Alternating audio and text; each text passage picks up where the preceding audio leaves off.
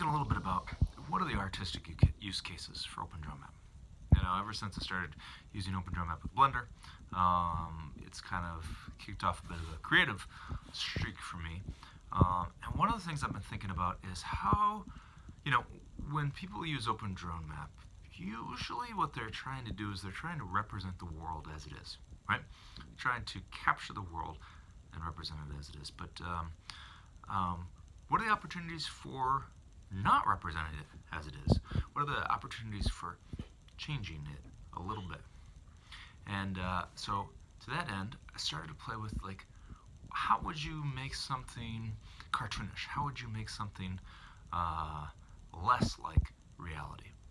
Now, that comes to rendering, right? So we have a very literal renderer with OpenDronemap. You essentially just take, especially if you're going to orthophoto, you're just taking and trying to keep things as true as possible while, blending and keeping things as smooth and as regular as possible.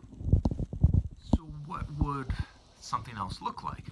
And I started to look at Blender, and there are probably some alternative renderers that we could use that would do things to it. But as I was looking at all the ways in which people create cartoonish things in Blender, a lot of times they change the texture.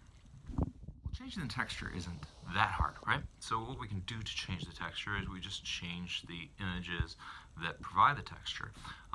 So in this case, played a little bit with just really easy ways to change the texture using GIMP, right? Free and open source software, GIMP, GIMP, to automatically change all the textures and then pull that texture model into Blender. And then from there, once we've got it in Blender, then we can do the fun stuff, right? Then we can animate it and see what those new textures look like. Now in some ways, this is not, the ways in which I've done this are not ideal, right? The ideal thing would be to take those textures and unwrap them properly, so they are logical and so that they make sense, and then apply those unwrapped textures, apply filters to those unwrapped textures, so that's all sort of very logical.